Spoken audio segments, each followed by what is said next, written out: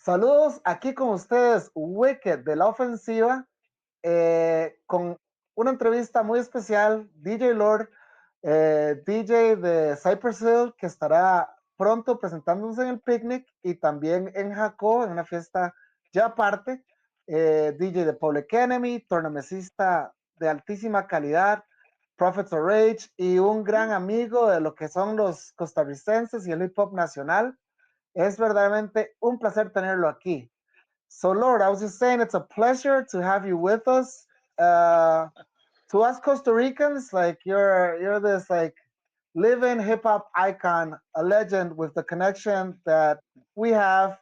Uh, Big shout out to Wow. Gafeto, who kind of like made this all happen many years ago. But Yeah, like the man. Costa Ricans nowadays, we pretty much expect this like anniversary of our big hip hop hero.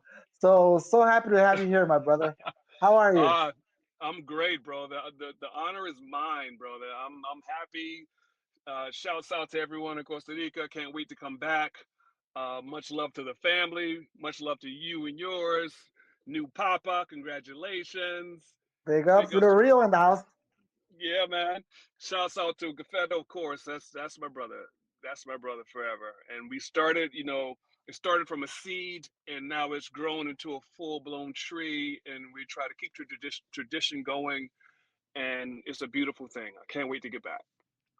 It's a beautiful thing, and like I said, Gafeto is an institution in hip hop here in Costa Rica. It is well known that he's one of the guys that created one of the first building blocks for the movement over here in our country. And the connection that he made with many artists has been of great benefit for our country, but I think none bigger than DJ Lord. And Mm, it's just like an inspiration for most of us. And to see, even when we first met you, you were already pretty well established, but just to see yep. the growth since then is something very inspirational. A lot of my friends and some of the local artists, they knew that this was happening, and they had some questions, and they're like, "Hey, you gotta ask about this, you ask about that." So I think I'm gonna start off with a very interesting one. And we know you as this like turntablist extreme. Like we see the way you work. We Yeah. notice how like on your show, like it becomes like a solo, kind of like some like bands have like this crazy guitarist like Tom Morello or whatever. You're like that version of like turntablist, right? So they Right. asked me, Right. they want to know, how does Lord get into turntables in the first place, like that instrument? How did you Hmm. choose it? How did it choose you? It's very interesting. They probably chose me, man. Yeah, I was yeah, young. I was living in Savannah, which is about 3, 4 hours from Atlanta, but complete opposites. There was no outlets or there was no hip hop. We had our cliques and everything, but we're similar to how you guys, when you guys were building the foundation, you had your battles, you had your local dish, you had your own things, but you couldn't quite tap into the big world. And I was that. And I would go to Philadelphia. My cousin Bernard was DJing. He had some equipment. I would sneak in his room and try it out. He would come in, punch me out every yeah, time. And I would go yeah, back to yeah. Savannah with my hip hop fix, my energy, hip hop. Of And course. I, once I saw Grandmaster Flash, once I saw Grandmaster DST on Rocket, I had to have it. The turntable. I had to figure this thing out, man. So after a whole bunch of trial and error and turntables from the pawn shop, I had one turntable and a volume knob, man. A Yeah. volume knob and about like 10 cents on the needle so it didn't skip. And I raised money to get two secondhand turntables, and I was on my way. So the turntables chose me, and I just opened up and became the vessel. Wow. That's amazing. And okay, that's the way it begins. Definitely we can just tell by the way we already seen you and know you. You work hard, you never stop working. Never. You're always sharpening your tool. Like Gafeto always tells me, he's like, bro, if DJ Lord's already the level that he is, and he's always still working on it, like we can't stop. We gotta work every day. So I'm a yeah, man. that's a good inspiration. So Yes, sir. how do we go from DJ growing up in the battling, getting known to like a big step like Public Enemy, which is an iconic stone in with the whole hip hop community, right? Yeah, man. The Rolling Stones of hip hop. Chuck likes to coin it. Chuck D said. You know, Wow. Yeah. so it speaks for itself. The machine, the Public Enemy machine, never stopped, nonstop. When I moved to Atlanta and I was working at Radio Shack and Foot Locker in the same mall. Like I would come to work dressed up for Radio Shack and get off at 5 o'clock and change into the polyester stripes and Foot Locker and go upstairs. That was my job when I first moved to Atlanta. And my roommate knew Professor Griff. My roommate, Wow. shouts out to Rockmos, my roommate at the time. They And got the he's rock like, most. yeah, man, shouts out to Rockmos. And he's like, yo, Public Enemy needs a DJ. Terminator X is going to retire, so they need a Wow. tour DJ. And I thought he was just playing with me. I thought he was just pulling my leg. So we had an argument that morning. I slammed the door because I was doing everything to try to make it, bro, and nothing was Yeah. happening. I was doing the DJ battles, I was doing the mixtapes, and I was still doing my martial arts to keep myself, sane, moving to a new city. And slam the door. I come home. Grips is in the living room. He's like, DJ Lord, yo, I heard about you from the battles in Terminator X Retire. Same spiel. You think you can handle it? We got an upcoming Poison tour coming up. You think you can handle it? And I'm like, yeah, man, I can do it. I can do it. No Wow. problem, man. Wow. 2 weeks later, I'm headed to Belgium with no rehearsal, bro. No Wow. rehearsal. No rehearsal. They gave me an instant replay machine to learn, the one that's in the radio station with all the samples. Yes. And I was out. That was it. And they say to sink or swim. That's it. That's it. That's impressive. I mean, just hearing the story, I was nervous for you. I mean, having to like step in for Terminator X, as far Big as like, shoes. I mean, growing up and listening to all these amazing DJs and all this amazing music, to me, Terminator X always stood out. His way of handling the that machine was just like impressive. It was so aggressive, and Yeah, dude. for you to be able to step in and fill in those shoes is very very impressive. It wasn't easy. Trust me, it wasn't easy. From new guy hate to just trying to make my mark without disrespecting the legacy of Terminator X. That was a little crazy slope. You know what I mean? And it the crazy part is, it wasn't until I started being myself that I got it. Because Yeah, I was messing that's up. true. I was messing up on the shows because I was overthinking it, trying to do Terminator X's scratches. But by Yes. that time, I was I was battling, and I wasn't like a studio guy. I was doing the scratches live, but I Wow. had to pull back. Like for instance, the rock and roll scratch, his iconic rock and roll, rock and roll. Mine was rock and roll. You know what I mean? So it's like, Yeah. right. So I figured out, I was like, okay, I can do it the way the song goes. And then the last few bars, I can do it my way. And that's when it's like, oh, I got it. I got it. I got it. And Amazing. it was like, and Chuck D was like, welcome to the family, man. Welcome to the family. Wow. You bring a breath of fresh air to the group, some young blood. Welcome to the family. Because I went Wow. through like Terminator 2, and I'm not even Terminator 2, bro. I'm not. Fans are, oh, Terminator 2. I remember in Spain they were calling me Terminator 2. I was like, nah, we're not doing that, bro. Nah. It's like, nah. You know what I mean? So Oh, I had to step from that big shadow, man, and like, okay, Lord is here now. Yeah, the scratches have the iconic scratches on the hook, but I flip them as well. You know, shouts out to Terminator X. Much respect. Influenced my style from a very young age. And like you said, his scratches were always crazy aggressive and way different than anything else that was out at the time. yeah. Yeah, well, like that's great advice. I mean, seems cliche, but it's definitely you got to be yourself and express yourself to be able to like really show your art and become part of it. And you've by knowing you, I've know you talked to me about this before.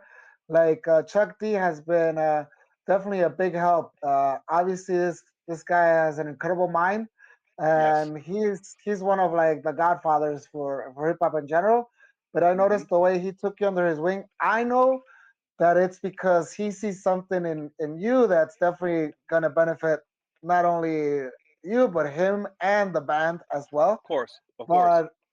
But it's definitely important in hip hop to maintain those type of influences. You know, these like the same way we pay homage to some of our old stuff, we keep our own stuff fresh. But it's important to have these mentors and these people who kind of like push you in the right direction, right? Yeah, Chuck D is pivotal in my career with that. I mean, Chuck, what can I say? We call him Superman for a reason. You know what I mean? Inspiration, good brother. There from from day one. You know, Flavor Flav as well. Gave me a shot, even when I was, when I was starstruck on stage, hitting the wrong cues, getting caught up in the moment, triggering the wrong song on the wrong part. He's like, "We get them next time, Lord." I'm sitting in backstage with my head down. We get them next time, man. We get them next time. Always gave me encouragement. Always gave me encouragement. Yeah, well, he's probably Flavor Flav is probably one of the biggest hype mans that existed in the history of any type of Totally. so to have him, I mean, that sounds incredible.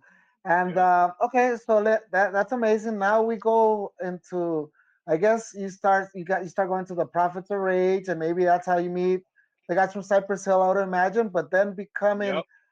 this connection with Cypress Hill, how does this occur? Because this is another iconic DJ Muggs, right? And this is Yeah. another Here we go again.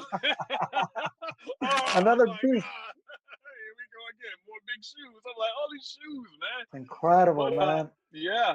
Um, you know, Public Enemy, Cypress Hill, we've always been family. We always would see each other on the road. Even before I joined Public Enemy, they were fam.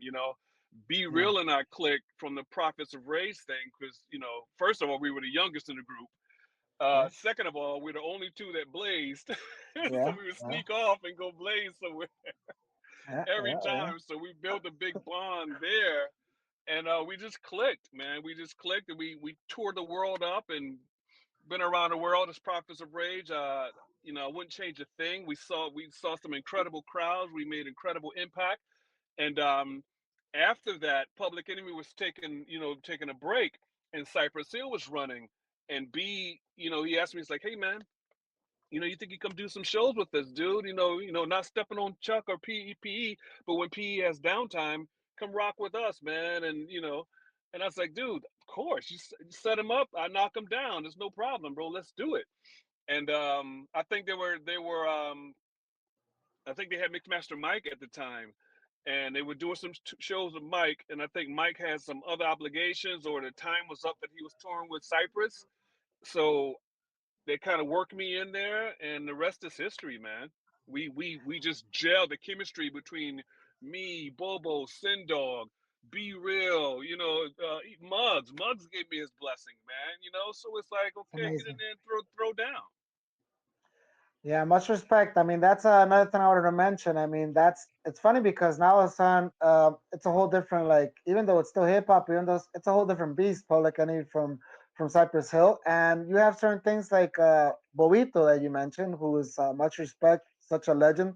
Cypress Hill for us in Latin America is a big deal because back in the day, it kind of gave us like we felt included with the songs in Spanish that they would do Yeah, with like these sounds, the sampling that would occur. A lot of these things was a big connection. A lot of us learned the Cypress Hill songs. Like it made us like start learning English for a lot of folks over here. Some of their songs yeah, and stuff. yeah, And not, yeah, and I don't have you there. And that's a thing that we know with Cypress Hill. It's like you get to have these solos, like we said, and you and Boita seem to like gel really well. And you guys have all these things that you're showing, and it's really really nice to see. And it's something where your talents can be like exploited in a certain way, right? it's a beautiful thing. It's a beautiful thing.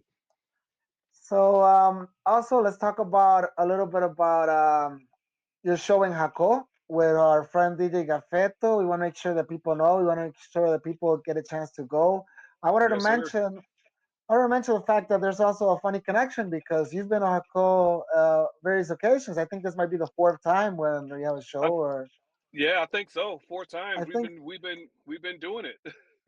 Yeah, ever since the first show, we had that legendary one in San Jose, but then we took a trip and, shout out to some of the people there, DJ Rhythm X from Panama was there. I even got on the Yeah. turntables for a Yeah. bit. I remember that. Yeah, yeah.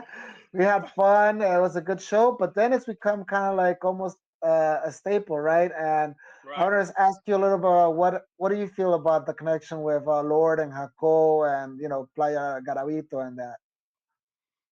It's family. It's all family. The B-boys, the MCs. It was like a family reunion for me, and they know it, they feel it, I feel it, and this is how every time we do these shows, it's a success. Even if it's not, even if it's not a sold out, balls to the wall situation, we always have a great time. We always have. Look at all the shows we had.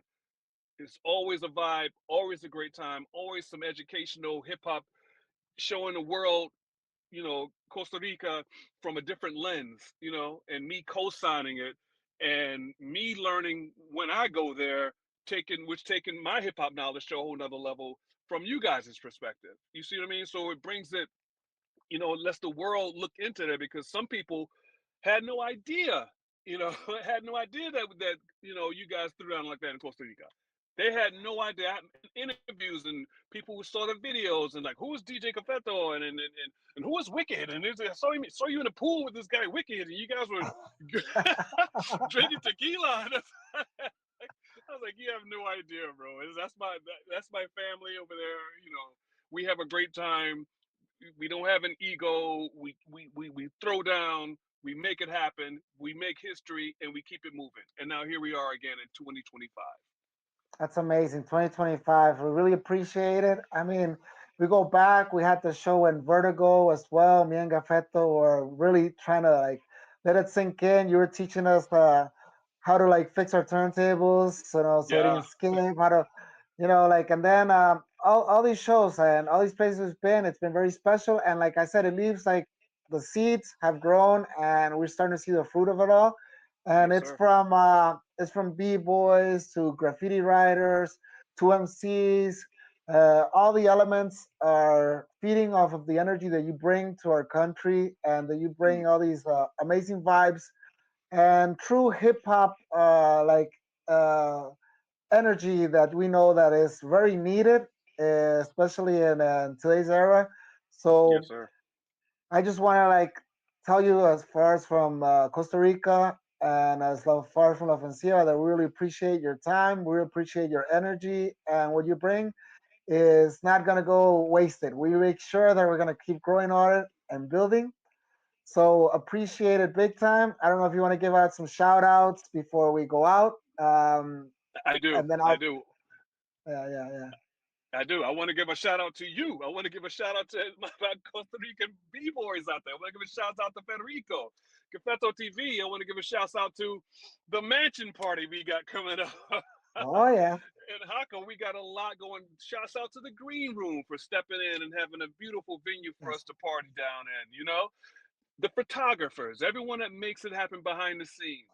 So Gringo, shouts out to him for hosting us at the mansion. You see what I'm saying? Yes. Yes. Everyone plays their part, man. Everyone comes together, and that's the beautiful thing about it all. And that's how we make it happen. So yeah, shouts out to all my fam in Costa Rica, and I'll see you guys soon. Big ups. Entonces nos despedimos. Ahora, gracias por escuchar esta entrevista con nuestro hermano DJ Lord, un artista excepcional que cada vez crece y demuestra más de sus grandes talentos. Los invitamos para que visiten el Green Room en Jacó el 9 de febrero. Busquen información. Nosotros vamos a compartir información también. No se lo pierdan. DJ Gafeto, un gran shout out por lo que trae él no solo el hip hop costarricense, latinoamericano, sino en mi opinión a nivel global. Esto es algo muy importante. También queremos que visiten nuestra página web, laofensiva.com. También recuerden que todos los miércoles a las 7 p.m. tendremos nuestro show La Ofensiva, que es tu hora hip hop. Este es Wicked y Moisés despidiéndose de ustedes y todo el crew de La Ofensiva. Sigan revisando nuestra página de YouTube también para que vean futuras entrevistas y proyectos. Peace out, respect. God bless. Peace and respect, fam. Pura vida. Pura vida.